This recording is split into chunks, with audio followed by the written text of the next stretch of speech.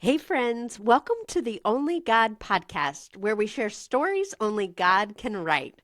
I'm your host, Stephanie L. Jones, and each episode will dive into powerful testimonies, have great conversations, and encouragement that remind us when the impossible happens, it's only God. Let's get started. Hey friends, it's Stephanie here with the Only God podcast, and I have my dear friend Zach Lloyd, accountability partner, on today. We are already laughing and just like we're we're being us. So I always start off is asking people to share like our only God connection from their point of view. So do you want to share that? Like how we met. And I think it's an only God connection. Yes, definitely. Thank you, Stephanie, for having me on. I'm excited to be here. It started out with a close friend of both of ours, and long story short, we ended up meeting at your house to do a podcast like this to interview you. And after that, you found out that I coached people in training, nutrition, health, workouts, all of it. And so you started working with me, and that's how we got to know each other a lot better.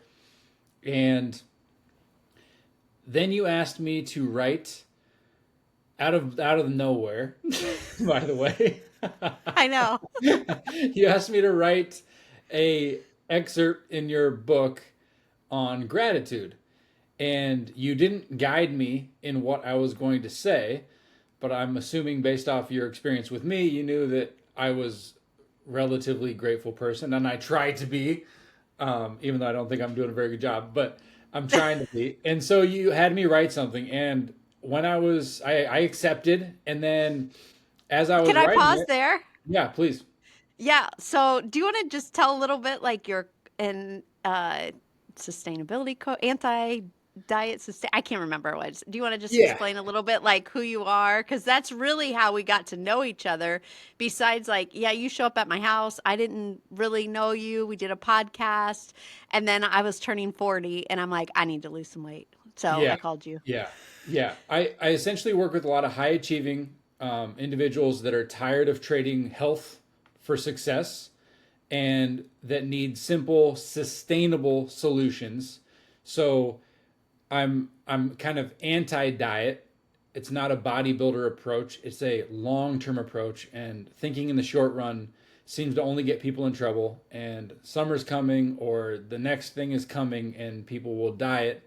But in the end, so many studies have shown that people end up not only regaining weight, but usually gaining more weight. And it's not just about weight or fat necessarily. It's about feeling good, looking good, and performing well. But ultimately, those diets end up making people feel worse about themselves. And that's one thing that I'm just sick of, because 9 out of 10 people that come to see me have been on diets in the past, and they have so many preconceived notions and frameworks in their head about themselves and how they identify as healthy or not healthy. And it's usually extremely negative, and it's not life giving. And ultimately, they can perform a lot better if they think sustainably and in the long run, how they can make small changes today that are going to add up over time and compound, just like compounding interest in finance. Yeah, I love it. I think that's one of the things like I really learned from you is the mindset. Like you really got me out. I can remember something you were like, Stephanie, if you lose a pound a week or half a pound a week, like we'll be doing good. And oh, by the way, like it might even take you a couple of months before you hit that. And I'm like, what? You're going to make me like, we're in here working out, we're lifting weights, doing all these things. But it was a really good place to start because it was like this shift of, like you said, of what the world tells us, um, like how we lose weight and the expectations of this quick. So, I say that because I spent a lot of time with you in the gym. It was early mornings. I think you and I met. It was like 5 o'clock, 6 o'clock in the morning. Yep. And that's one of the first things I noticed about you. Like, you always had energy. You were always like grateful and just, I was like, wow, this is refreshing. I'm like dragging myself out of bed. And then I got to come work with somebody. And so when I started to work on my book, The Gratitude Challenge, is that's what I had in my head of like, hey, can you just put down on paper what I see in the morning? Like, how are you this grateful and excited and joyful for life this early in the morning? So that was really what I had in my head when I asked you. And then do you want to talk? Because I feel like this is where like God stepped in, and I don't know like what you were thinking, but like how did you go from, my request like, hey, just write on gratitude to what you ended up giving me, which is a story, and we'll just go from there. Yeah, it was definitely a huge God moment because I had not fully thought about why I was um, acting the way I was acting at the time that I met you. And part of it was like an exuberance for life because I felt like I had a second chance. And that's something that I didn't think a lot about. It was just natural. And when you asked me to write about it, I had to sit down and write. And when you have to write, you have to think really deeply. So something came out of that I was not expecting. And ultimately, it started with one of my darkest moments when I was younger. And I was in my car. It was an RX-7 at the time, and it was late at night. And I was in there, and I had a ton of beer, and I was by myself, and I was drinking my sorrows away because at the time my girlfriend had just broke up with me, and I she was kind of like the last feeling of control that I had. And so, unfortunately, and it's not something I'm proud of. Unfortunately, it wasn't the fact that she broke up with me. She should have done that like 6 months ago or longer. That was clear and obvious. So I knew that was coming. It was more the fact that, okay, life is not turning out the way I wanted it to. And after that last piece of what I felt like I had control over was off out of my hands, I found myself just drinking my sorrows away in my car. And at the time, I was also dealing drugs, so I had a Glock 45 under the seat. And one thing after another just happened while I'm sitting there, and I was like, you know what? What's the point? What's the point? This is not how my life was supposed to turn out. This is not what people around me thought who I was going to be, and just like an immense shame and lack of hope. Actually, no lack, like zero hope. And so my plan, six tall boys after, was I was just gonna kill myself right there in the car. And I'm palming the Glock, and I'm thinking about this and how I'm gonna do it, and all of these things go through my head. And my phone is on the passenger seat, and it starts buzzing and ringing right as I'm getting more serious about doing it. And there's nobody that I was going to answer the phone for, because I was dead set on doing this. And I was drinking. I was not in the right mindset. However, the caller ID said it was my sister. And my sister was one of the foundational cornerstone people in my life. She's an older sister that was always a straight shooter, and she always was willing to share her baggage and where she messed up over time, especially with me. And so I had a high level of trust and concern for her. So even as a younger brother, I wanted to make sure she was okay and protect her. So when she called, the first thing that went through my head was, oh, gee, like, I want to make sure she's okay. Because, she's an older sister. She didn't live in the house with me. She was in another city. So if she's calling, I was, okay, they're like, there could be something up. So that was a huge pattern interrupt. And I say that phone call was what ended up saving my life, because when I picked up, obviously it's my sister, and I didn't tell her what I was doing. I actually didn't tell her for, oh man, many years that's actually what happened. I was too embarrassed to tell her. So long story short, we start talking about my girlfriend and the breakup, and I get off the phone call, and I have this new sense of hope, and there's just no way I could do that to my sister or my family or the few friends I still had left. And so that's what I ended up writing in your book, which is something that I had told my wife at the time about, but I don't think I really told anybody else about up until then. And it wasn't something that I was rehearsing, and it wasn't something I was planning on sharing.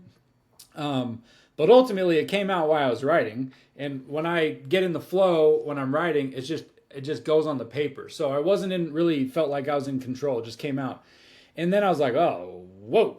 I don't want to share this with the world. Like, this is not ready for the world. This is not something I want to share with the world. Like, I don't want my parents to know about this. They never knew about it. Like, if I put this in a book, like, they could find out about it. My in-laws, like, oh gosh, what are they going to think about me? All of these things go through your head. And ultimately, after a few conversations with you and a couple other close friends, I was like, you know what? Like, God put this on my heart. And every year, I would say since then, he always keeps reestablishing with me that truth is so important, and honesty. And ultimately, the devil will always use whatever you want to hide against you. And so that was a groundbreaking moment for me putting that in your book, because it was a declaration in the sand that I didn't care if a future job or a future career or a future profession or a future relationship would not start because of that story being public. I laid down all of my trust at God's feet and said, you know what, you know better than me. And ultimately, if this one story inspires somebody or helps one person think differently about living and having hope in this world, then it's 100% worth it. And that was a huge perspective shift that ultimately changed my messaging to my friends, my family, and all of the individuals I coach today. And that's why I really care about coaching so much, is because if I didn't have somebody to step in and mentor me a little bit like my sister, then I probably wouldn't be here. Well, there's so much like I could touch on, and I think I want to go because you said something when you were talking about like that like break that you had when you answered the phone, and I think that is so important because often, like, just to use your situation, is we can be so dark in whatever our situation is, thinking that there is no hope, like nothing's gonna go well. You're sitting in the car, and if I just end it now, it's almost like that's what the devil does, is put you in a box. You can't see any light. And so, but it's amazing though, it took one phone call to get you to shift out from all the way over here, no hope, I'm going to commit suicide, to now, wait, I have a little hope. And I think that's really important if somebody's listening to this, of like how quickly you can go from like hopelessness to hope. And I mean, I think that's a huge only God of like your sister calling at the exact right time and God using her to save your life. So, do you want to talk a little bit about that, like for you, or really thinking about somebody on the other end of this podcast, of how you went from this such a dark moment to, wait, I do have a little hope out there. And then what did you do out after you got out of the car, or like right after that? Yeah. Uh, I think because I drank so many beers, I probably just went to sleep. That's probably what happened. uh, yeah, I definitely think that, especially in today's world, we are living in a epidemic of isolation and people continually putting themselves in the corner without relationship and without real communication with their friends and their family. And it's one of the most dangerous things we can possibly do. And the Bible's so clear about that too, that you need a community. And so I would say, if you're in that place, then you have to reach out to someone, because ultimately you're not alone. And then two, one thing that is so tricky that the devil does is, when you're in that isolation, you feel alone, but ultimately God is always there. You are just distracted, and not choosing to acknowledge his existence, which he always gives us that choice. And so, another moment in my life when I became saved was where I remember looking up at the ceiling and, just being so aggravated, like, God, if you're really real, then you're going to help me here. You're going to really like show up and show me that you're real. And if you don't, like, I'm done even thinking about it. It's just ridiculous. And I think a lot of people have a hard time doing that because they're like, what do you mean? Like, you curse or you yell or whatever at God, like that's not a good thing. And like, no, like God knows what's in your heart at all times. So you can't hide from that. So I think allowing yourself to be, again, honest and vulnerable and real and truthful, even if you're alone and you're just looking at a ceiling like I was, is so important because God is always there. And I firmly believe that He will answer your call because you are made in His image and He loves you. And so that's what I would say to somebody that's in that position. Oh, that's so good. Um, so good. I want to, and I'm going to go somewhere with this, is I want you to tell like the audience of your life now, like what your family looks like and Yeah, what yeah, you're doing, and then I'm going to bounce back a little bit. But definitely, definitely. So at that time, it was clear as day that my plans were not to be a serious husband or a serious father, or really be married at all. It was just kind of not even in the plans. I was like, who would do that? That's crazy. Why would you want to go do that? And so now today, I'm happily married. It'll be 10 years in January, the new year of 2026. And we have two kids, a 5 year old and almost a 3 year old, a girl and a boy. And I couldn't be more happy. And I think in retrospect, it's really quite obvious how God makes the Christian walk of life work so well. Because when you marry someone, it changes everything because it's not just about you anymore. And no matter what, like when you're single, you can't help it. It is just about you because you're on your own. And so that new responsibility and that ground shaking relationship that starts to be nurtured and take place as you become one flesh with your spouse is truly a supernatural and spiritual experience. And I really speak of responsibility the most because you can avoid it, but eventually it will be clear that you need to become better and become more responsible in your life. And then all of a sudden you have kids and the same thing. And you have these beliefs where like, I just can't do more. I just can't do more. And it's like, wait a second, you add on a wife or you add on a couple kids. It's like, wait, I'm doing it. I'm doing it. And then it's like, how is this possible? And so like God will always give you this supernatural power to do it, whatever it is, especially if it is good. And I think that was one of the key pieces that I really missed when I was single is I looked at all of those things as like, oh, that's so much work. And what do I get out of it? And it's just so selfish, different. Zach. Yeah, right. It's so selfish. So selfish. And it's just so funny because, man, if I missed out on this, I would be the most miserable person ever. And unfortunately, I know some people like that that are around my age and have been dating on and off for their entire adult life and have not taken it seriously. And ultimately, they're not joyful. Yeah, thank you so much for sharing that. And I wanted to because I want before I ask you to share this next part is I wanted people to see like your life now and you do like I love Allison, I love your children, like I just love your family and I get to see how you are as a husband and a really good dad and constantly like prioritizing and I think that's something that a lot of times people don't do really well is like what are my priorities is God and my faith, my spouse and my children and then my work and everything that comes after it. And I mean you're a business owner, like it's not that you're not busy and you're not trying to like grow your business, but to see you really have your priorities in order and how you spend your time is really inspiring. And I think also to tell other people, like, yeah, you can do it, but you have to say no to a lot of things.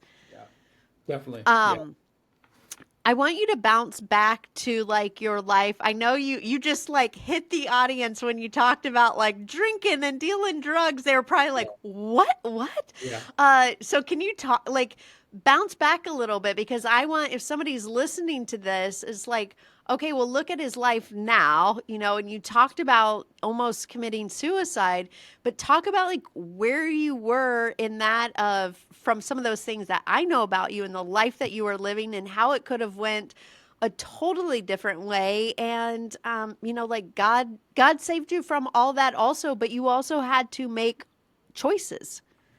Yeah. Yeah.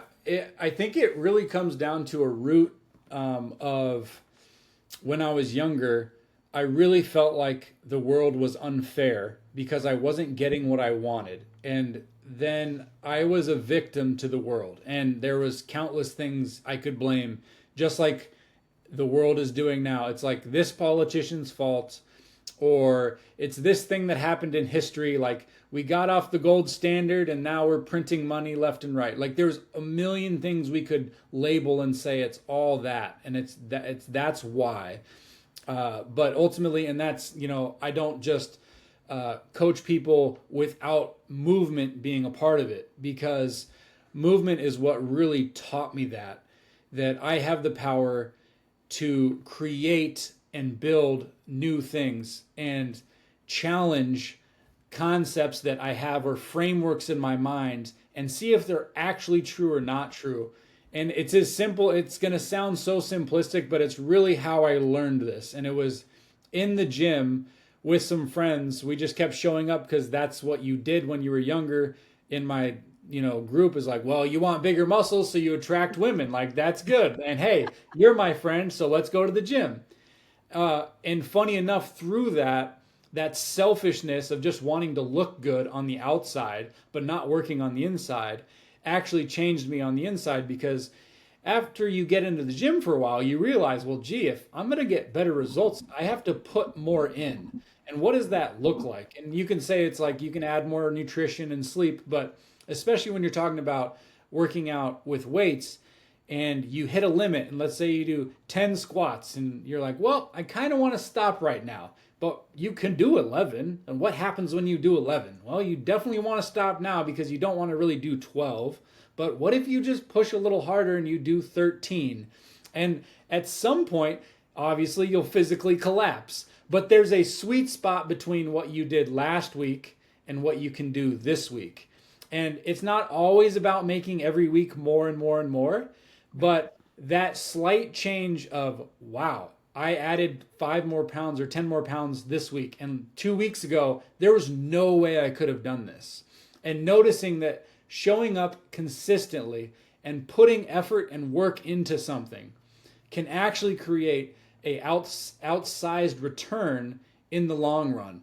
And that's what really changed that feeling I had of being a victim and saying, wow, like, no, I have to work harder. I have to show up more consistently. And if I show up more consistently, even if I don't always do my best, if I'm consistent every single day or more days than not, then in a month or 6 months, I will be a totally different person. And that's eventually how I got into coaching too, is people started noticing, yeah, I was looking more muscular, but that I was a different person. And then they wanted to get in my ear and ask me questions because I was different. And that's not something I planned to do. It just Right. happened inherently because I kept showing up relentlessly. And so that's what I really carry forward today. And I think it really goes into everything we do. And it's so important. Yeah, no, that's so good. And is it how like you got off the drugs and you stopped dealing drugs Yeah, and like all that by going, wait, there's these bad things over here, and I mean, you already said you were like basically self-medicating yourself to 100%. wait, there's something better over here. I'm in control of how often I show up, what I do. But then you started seeing this like progress out of it. And I mean, I think that's the other cool thing of like how God has used something so little so long ago to now that's what you do and it's your career and you're taking all like you've been through it. I think so many times there's experts and like maybe they read something or they research it but they really haven't went through. And so like you've went from all the way from not working out, drugs, drug dealer, alcohol to Yeah. that was really, would you say, I mean, obviously Jesus saved you, but like one of Yeah. the things here on earth that saved you? Yeah, definitely. And I think the aspect too of having so many bad experiences. I mean, some of us learn lessons faster than others, and unfortunately, I love to learn my lessons the hard way. And it still shows up in my life today. So, you know, the viewer can make their own analysis of that, but I really find that because I saw so many broken people in dark places, that I really now know that there's only one way forward, and it's not that. So even as I move forward and I have no idea where I'm going most of the time, is that trust and faith in God, that's all I can latch on to, because I tried everything else and it did not work. And gosh, I really hope somebody can hear this and not have to try everything else, because it is not only such a waste of time, but you realize that it multiplies the suffering of others again and again and again. And that could be seen in me dealing drugs, that could be seen in me taking drugs. And again, drugs is a loose term, so I'll be a little more specific. Like, marijuana now is really popular and it's a drug, so it's not good or bad. It can be useful. Caffeine's a drug. I love caffeine. I'm not going to stop caffeine anytime soon. But I was on Oxycontin and I was abusing drugs. And I think that's a huge piece of it as well. And like you said, the abuse of these things, we can abuse all things. We can abuse good things. And that sometimes can really throw our minds for, a 180, because I think today what most people are abusing or they are coping with is they're watching too much Netflix now, or they're overeating whatever their favorite food is. And I'll be the first one to say, which people are like, wait a second, you're supposed to be perfect. No, not at all. Like, that's my go-to mechanism of comfort is, oh, I'm going to watch a movie and I'm going to eat something because that makes me instantly feel better. And so it's something I still work on. However, I don't have those old patterns of abusing hard drugs or going out to the bar and getting wasted just because I'm sad. And so I don't know if it'll be interesting to see, but like the last thing I want to leave people with is like I'm living a perfect life, because it's just not true. And I don't know if any of us will ever get there until we die and Jesus comes. And that's kind of the point. And so ultimately, I think it's those coping mechanisms that we all have that we need to get just real and raw with ourselves and say, okay, what are my issues here? And what can I do today to just get a little better? And part of it sometimes is just recognizing that you do have an issue or you are coping with something. And hey, you might want to think a little differently about that. That's so good. And I'm glad you mentioned it because, I had you share what your life looks like now versus what and your life isn't perfect.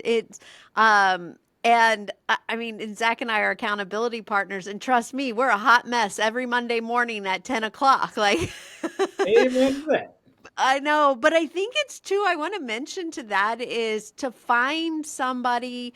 I mean, we do it from the business aspect, but I think it's so important to have an accountability partner. I mean, obviously, if you're married, like that's one partner that you've got to be open and honest with. If you have a business, I mean, Zach and I are very honest every week of like our struggles and our businesses, because I think that's another place where the devil gets to us. Is not only did you talk about like this loneliness and isolation, but then not sharing our struggles with others. And I think that as Christians, a lot of times we can act like everything's perfect, I've got everything under control.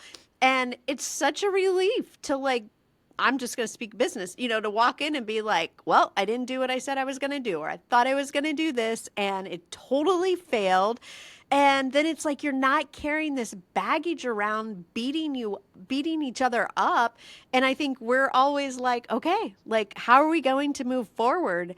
And I go back to like what you said with, like, now that you have Jesus in your life and you are saved, like, you literally were going to lose your life before. And Jesus does ask us, like, give up your life and follow me and put your trust. But then you have an amazing life because you do that. But it's this daily surrender. Yeah, definitely. The daily is a huge part of it because it's so easy to get off track. And if you can't come to that, I was reading through Genesis lately, and I was going through some Jewish interpretation notes, and it was so fascinating because in Genesis 1, it talks about night and evening and day, or excuse me, evening into morning. And the Jewish interpretation, for the most part, is that the day starts with rest with the evening, and then it doesn't start with the day like us Westerners always think. And that's so interesting to me because God says, "Hey, created the world and it is good, and rest in it, and then go work in it." And I think we have it backwards in Western society, is that daily reminder is like before you go to sleep, that's starting your day.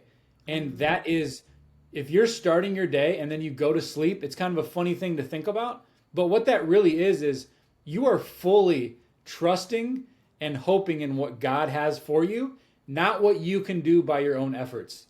And that is so different than what I used to do, is wake up every morning and be like, all right, it's go time. It's like, all right, sniff this, drink this, do whatever I have to do to get some energy, and then focus, and I'm going to get something done. And oh, I'm going to be the next Jeff Bezos or whatever, the favorite influencer of the week is, right? And ultimately, it has nothing to do with that because we all have this individual calling from God. And so that's just something I've been nibbling on lately. It's been super powerful to reframe. I love that. I'm like, you need to write some of that. It's just like this whole, well, because at the end of the day, if you reframe it in that way, it's like, Lord, wake me up in the morning. Like, hey, if you got another calling on my life, you're giving me rest, and like you're truly in control. And if I wake up in the morning, Lord, what do you have for me? And, I'll go out and live that. And I don't know, I just thought of that when you said that. I was like, oh, wow, it really does shift the control of who is in control if you look at the night before starting your day. Um, I want to jump back because I think it's so important of sharing our stories. It's one of the reasons why I'm doing this podcast, because I started to see like all these only God stories. And I remember being blown away when you gave me your story. First, I was crying. Second of all, I was like, this isn't what I expected. Um, and I can remember you and I first talking about it, of like, I think it was up until I went to publish that you didn't even know, you wanted to share the story. But can you talk about like how freeing it has been to share your story and not carry that weight, and to have it out there, whether it's with, family members, or you're able to use it with people that you coach? Like, I want to end on that because I think we all have a story and we all go through struggles, and we think if nobody finds out, then I don't have to deal with that. But as soon as somebody finds out, then I'm going to lose everything, or whatever the lie is Satan's telling us. Yeah, and that always ends up restricting you too if you're holding back. And then it also seems like your story cannot be used to help other people because you're so afraid of somebody finding something out. And it's kind of funny because it actually doesn't come up very often. And most of the people, almost all of the people that I was concerned would hear about it or read about it and then say something to me about it, haven't said a word to me.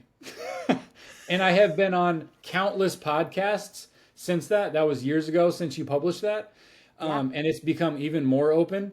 And yeah, again, it's funny because nobody even has mentioned it. So it's one of those things that I know for sure that let's say the top three people I really didn't want to have know that I for sure know that they know it now, but it hasn't changed our relationship in a way where they needed to bring it up, or if anything, it's probably created a better relationship because there's more transparency between the relationship and they can understand more of where I'm coming from. I think that's an important point because that's how the devil works.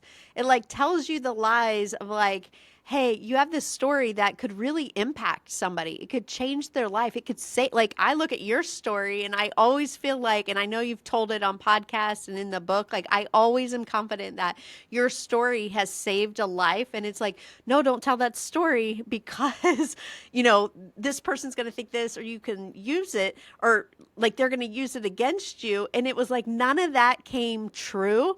And I think that's another thing to always remember of like what is truth, what is a lie. And the majority of the things that we're telling ourselves is a lie from Satan.